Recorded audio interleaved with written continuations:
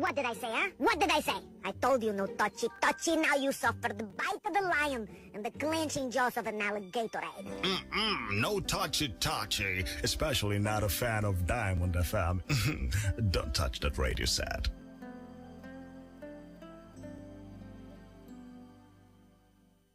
Looking for a reliable, up-to-date source of credible news at all time? Your shining supreme station is the answer. Stay tuned for the news on the hour by 1 p.m. every day on Diamond 88.7 FM Ilorin. Shining supreme.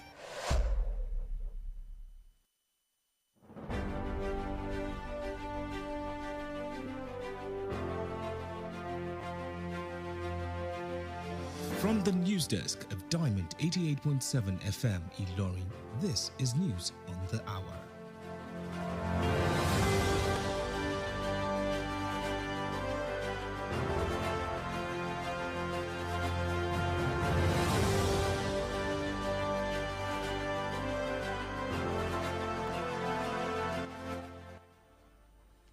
In the headlines, INEC announces Kebbi governorship election inconclusive, postpones result collation in Adamawa. Kanu residents defy curfew to celebrate NNPP candidate's victory. Senator Namani quits PDP after failed re-election bid. On the foreign scene, Xi Jinping heads to Russia for talks with Putin.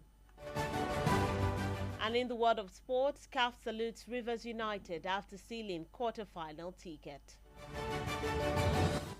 A very good afternoon to you and thank you for joining us for the news on the hour, reaching you from Diamond 88.7, diamondfm.net, or watch us live on Facebook at Diamond FM Ilorin and YouTube Diamond FM Ilorin. I am Bisola Oduwole Suleiman. We'll bring you details of the news after the break. To stay with us. Any opportunity in this country, I don't lose hope. Oh my God, jackpot. Leaving the country may not be the solution that you think it is. Don't make leaving Nigeria the only solution to your life's challenges. Japa because you want to, but stop raising it as a solution to national issues that you can work on and fix. Nigeria will always be your home, and together we can make it better. This message is reaching you from Diamond 88.7 FM Ilorin.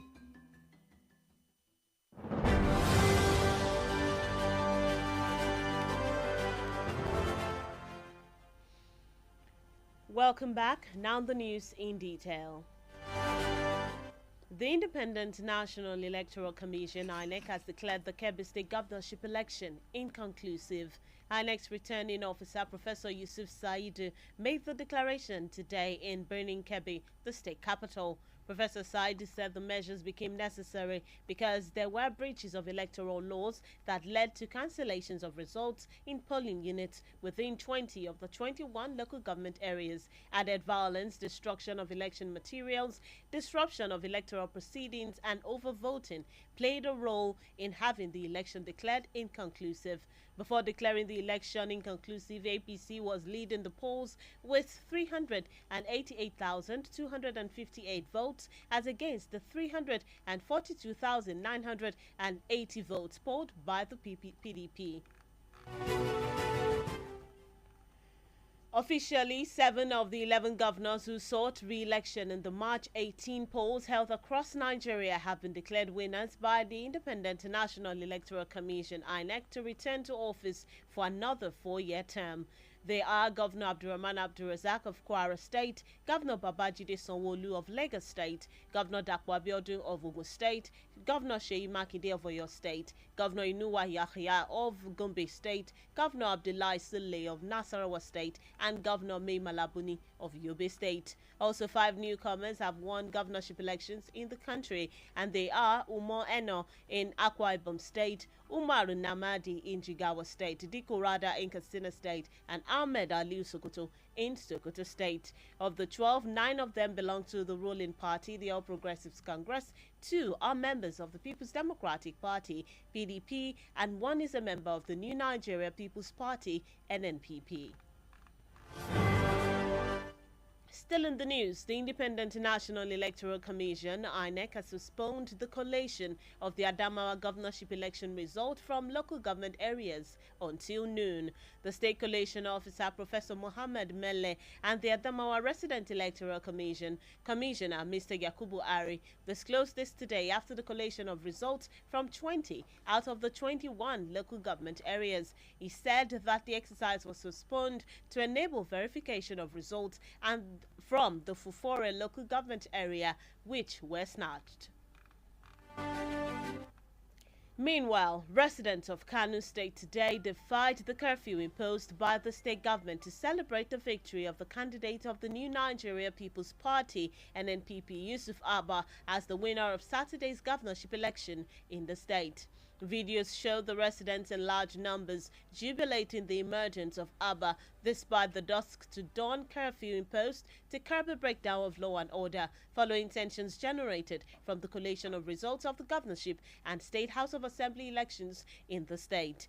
Meanwhile, the Kano State governorship candidate under the People's Redemption Party, Saliu Yakasai, has congratulated the elected governor of the state, Abba Yusuf, on his emergence in the Saturday poll. This was contained in a statement signed by Yakasai's spokesperson, Shuaib Awal Gwagwarwa, and made available to newsmen in Kano.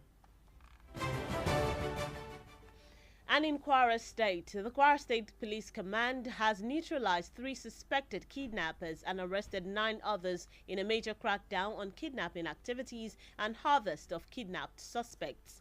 At a press briefing in Ilorin, the State Commissioner of Police, Paul Odama, who identified the neutralized suspect as Bala Idris, Hassan Idris, and Baso Idris, explained that 3 locally made guns and 10 cartridges were recovered from them after an exchange of gunfire with the police, vigilantes, and local hunters. 2 other suspects belonging to the neutralized persons gang, Lagi Bala and Ilyasu Idris, were however arrested. The police commissioner said the arrested suspects confessed to the kidnappers and cattle kidnappers and cattle rustlers. I beg your pardon. They also confessed to be responsible for the series of kidnapping cases in Malete and Shao areas of Kwara State.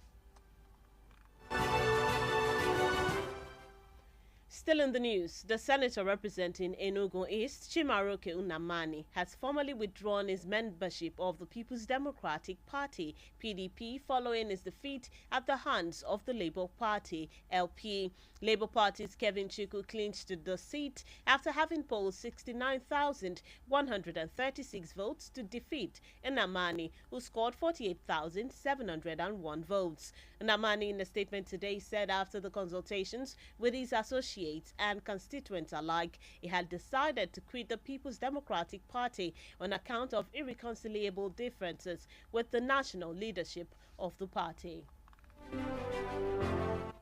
And that's it on the local scene. The news on the hour is reaching you from Diamond 88.7 FM, Ilorin. We'll take a short break. When we return, we'll bring you foreign and sports news. Please stay with us.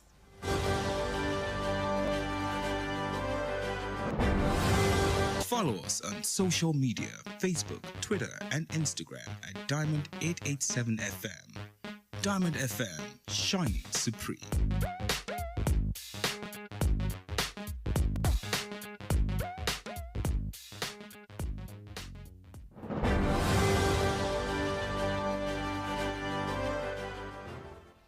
Welcome back from the break. If you're just tuned in and joining us, you're still listening to the news on the hour, reaching you from Diamond 88.7 FM, Ilorin. Now we continue with the rest of the stories.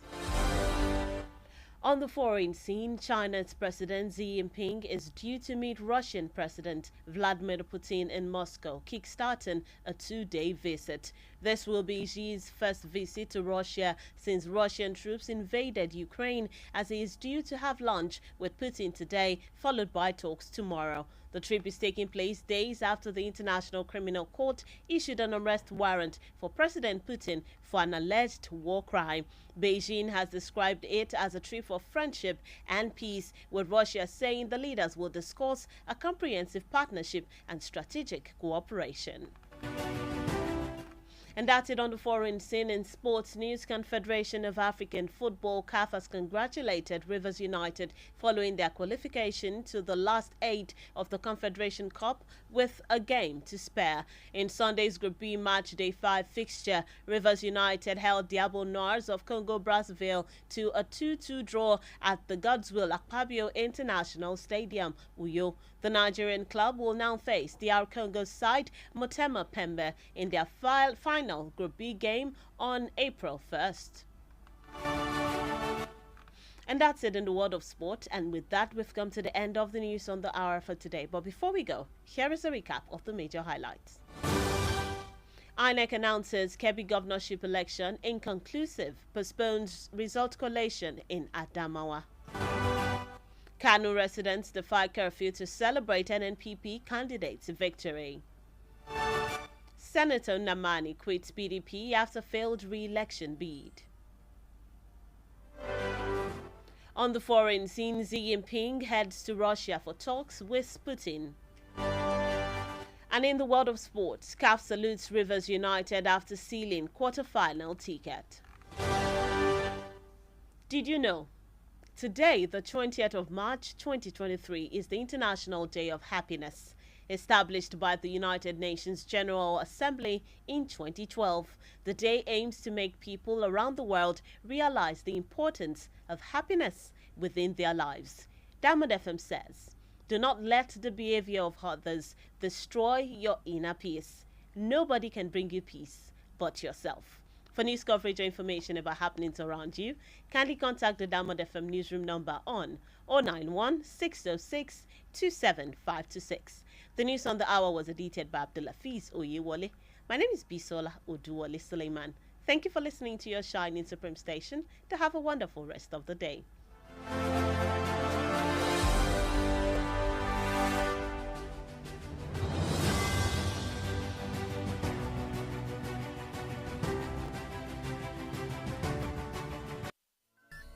From news to sports, current affairs to entertainment, beautiful music, amazing programs, we got you all covered at Diamond 88.7 FM.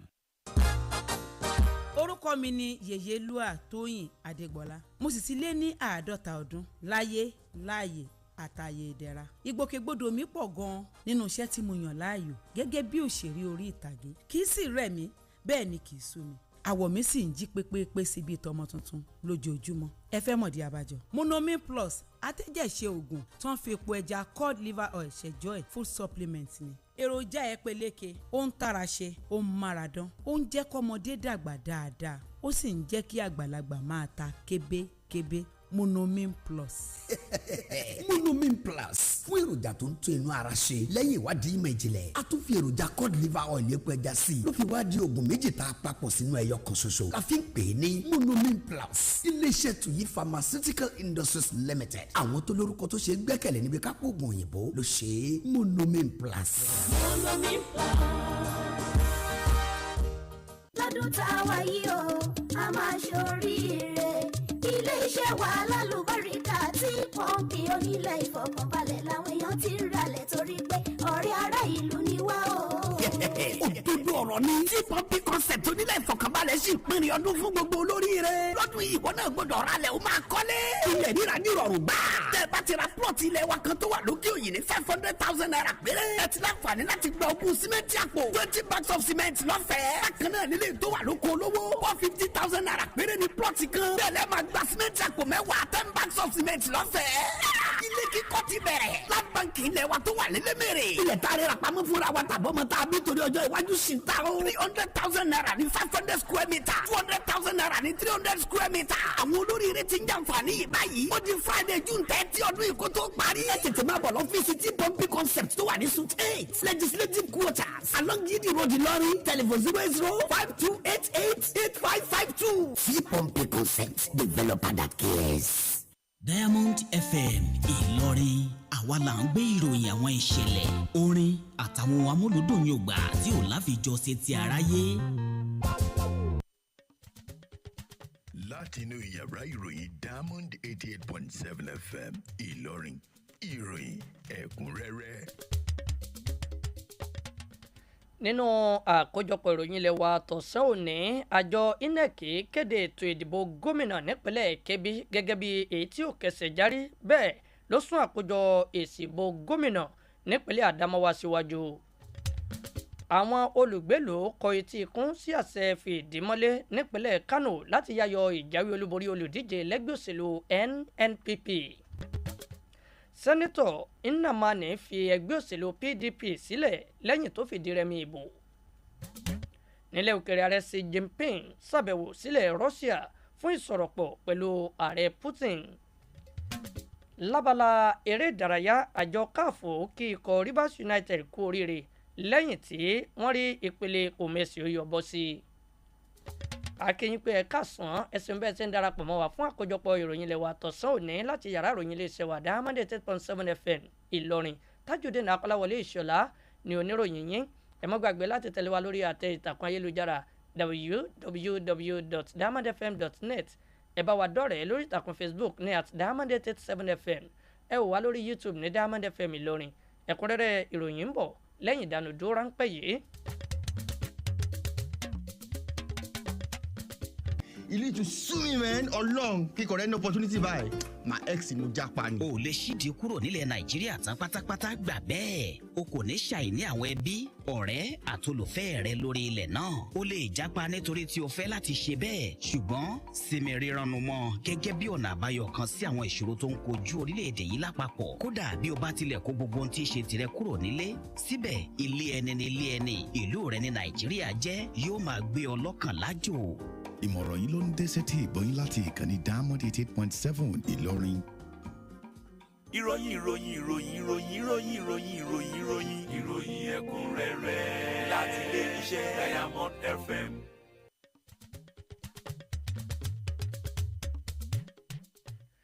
ẹ káàbọ̀ padà àkójọpọ̀ ìròyìn ilé wa fún tọ̀sán òní ọ̀hún rèé lẹ́kùnrẹ́rẹ́. àjọ elétò ìdìbò àpapọ̀ ilẹ̀ wa INEC ti kéde ètò ìdìbò gómìnà nípínlẹ̀ Kebbi gẹ́gẹ́ bí èyí tí kò parí. olùjábọ̀ èsì ìbò fàjọ INEC ọ̀jọ̀gbọ́n Yusuf Seidu ló ṣe ìkéde náà lónìí nílùú Birnin Kebbi tí í ṣe olúìlú ìpínlẹ̀ náà. ọ̀jọ̀gbọ́n Seidu ṣàlàyé pé ìgbésẹ̀ náà ṣe pàtàkì nítorí àwọn ìtàpá sófin ìlànà ètò ìdìbò wáyé léyìí tó ṣokùnfà fífagilé àwọn èsì ìbò láwọn ibùdó ìdìbò kan láàrin ìjọba ìbílẹ̀ 20 nínú 21. ó fi kún ọ̀rọ̀ rẹ̀ pé gbọ́nmi sí omi ò tó bíba àwọn ohun èlò fétò ìdìbò jẹ́ dídá ìdìbò rú àti dídìbò kọjá iye olùdìbò ló fa ìgbésẹ̀ kíkéde ìbò náà gẹ́gẹ́ bí èyí tí kò kẹsẹ̀ járí. ṣáájú ìkéde yìí ẹgbẹ́ òṣèlú APC ti ń léwájú ìbò pẹ̀lú 1,448 ọ̀tàlélúgba-dín-méjì ìbò 388,258 tako òjìlélọ́ọ̀ọ́dúnrún-lé-méjì-ẹgbẹ̀rún ìbò 342,980 ti ẹgbẹ́ òṣèlú PDP ní tiẹ̀.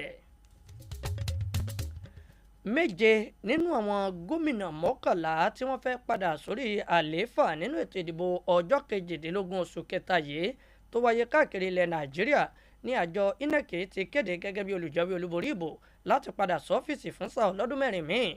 àwọn gómìnà ọ̀hún láti rí Abdulrahman Abdulrasaq ti ìpínlẹ̀ Kwara, Babájídé Sanwó-Olú ti ìpínlẹ̀ Èkó, Dàpọ̀ Abíọ́dún ti ìpínlẹ̀ Ògùn, Ṣèyí Mákindé ti ìpínlẹ̀ Ọ̀yọ́, Inúwá Yàyà ti ìpínlẹ̀ Gombe, Abdullahi Sule ti ìpínlẹ̀ Nasarawa àti Maimala Buni ti ìpínlẹ̀ Yobe.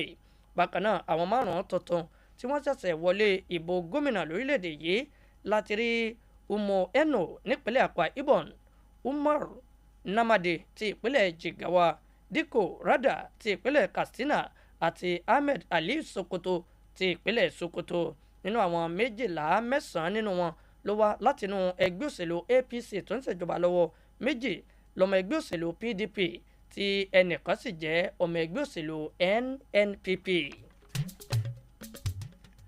àjọ INEC ti sún àkójọ àwọn èsì ìbò gómìnà nípínlẹ̀ Adamawa síwájú látàwọn agbègbè ìjọba ìbílẹ̀ kan títí di ọ̀sán òní.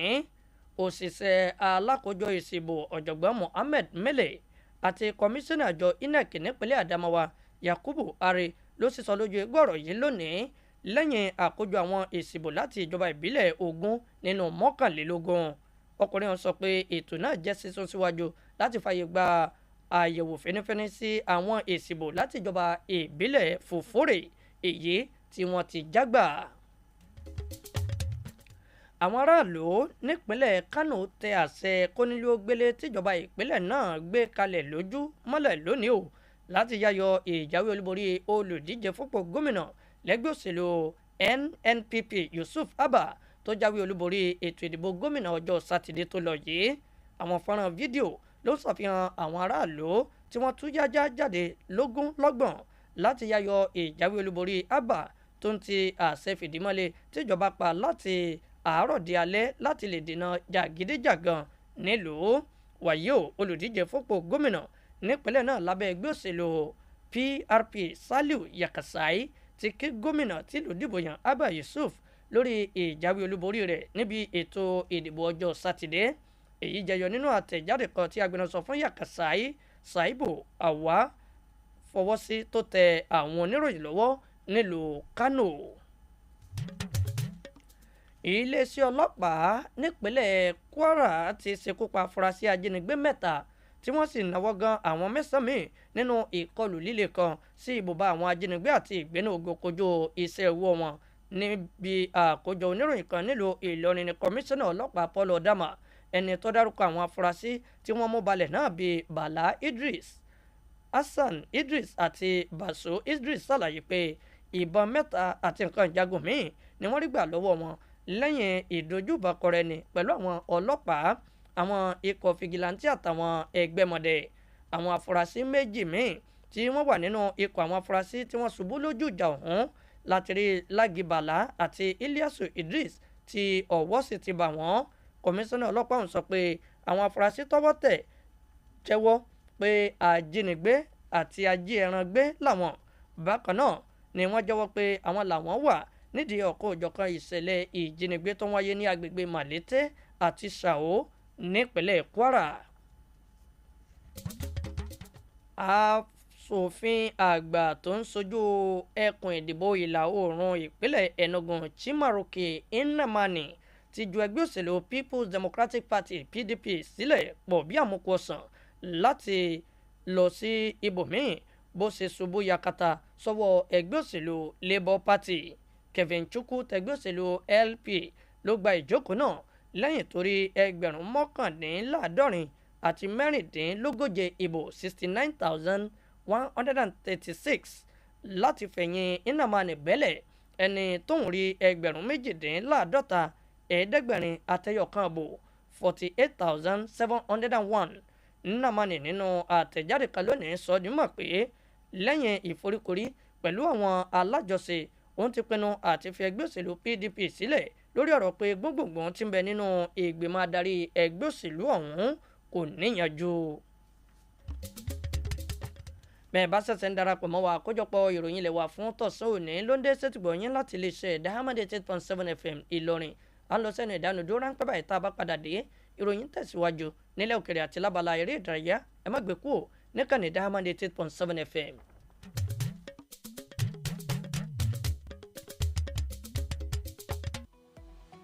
ẹ darapọ̀ mọ́ wa ní ìtàkùn káyélujára wa ìtàkùn ìbádọ́rẹ̀ẹ́ Facebook ìtàkùn abẹ́yẹfò Twitter àti Instagram lórí Diamond 887 FM Diamond FM Shining Supreme.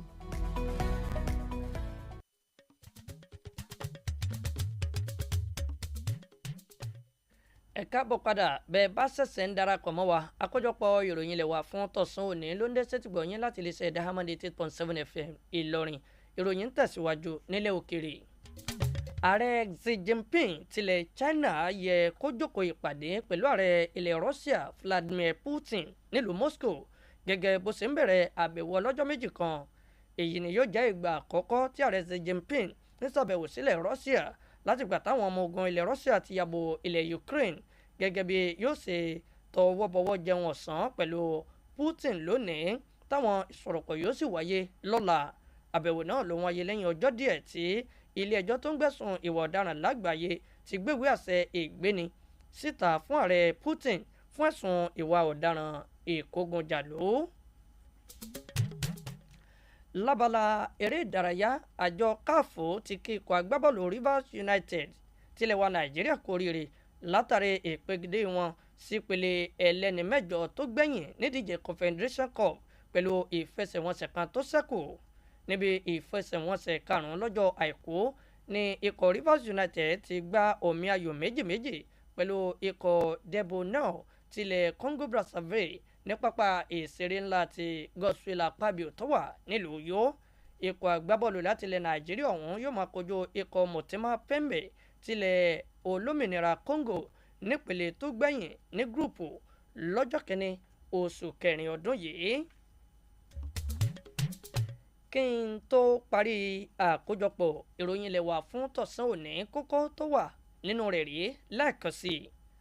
Àjọ INEC ti kéde ètò ìdìbò gómìnà nípínlẹ̀ Kebbi gẹ́gẹ́ bí èyí tí kò kẹsẹ̀ járí, bẹ́ẹ̀ ló sún àkójọ èsì ìbò síwájú nípínlẹ̀ Adamawa. Àwọn olùgbèlú kọ etí ikún sí àṣẹ fìdímọ́lé nípínlẹ̀ Kano láti yayọ ìjáwé olúborí olùdíje lẹ́gbẹ́ òṣèlú NNPP. Àmúwá fún yín pé sẹ́nẹ́tọ̀ Nnamani ti fi ẹgbẹ́ òṣèlú PDP sílẹ̀ lẹ́yìn tó fìdí rẹmi ìbò. Nílẹ̀ òkèèrè láti mú wá fún yín pé ààrẹ Xi Jinping ṣe àbẹ̀wò sí ilẹ̀ Russia fún ìsọ̀rọ̀pọ̀ pẹ̀lú ààrẹ Putin.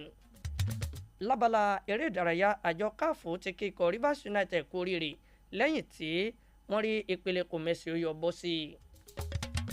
Kí n tó máa lọ, ǹjẹ́ mọ̀ pé òní 20 oṣù kẹta ní àyájọ́ ìdùnnú lágbàáyé, èyí tí àjọ ìṣọ̀kan àgbáyé gbé kalẹ̀ lọ́dún 2012 láti jẹ́ káwọn èèyàn mọ ìwúlò ìdùnnú nígbésí ayé wọn.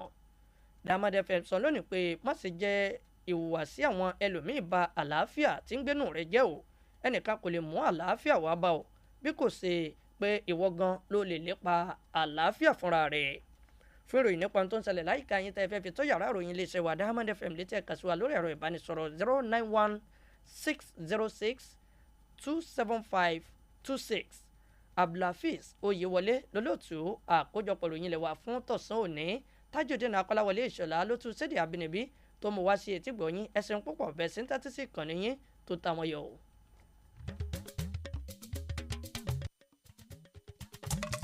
Ó di ìmọ̀lẹ̀ odò sùpá kárí ayé. Diamond FM dání ìkáyé. Ẹ̀fẹ̀ polówó ọjà ẹgbẹ́ polówó wá. Diamond FM dání ìkáyé.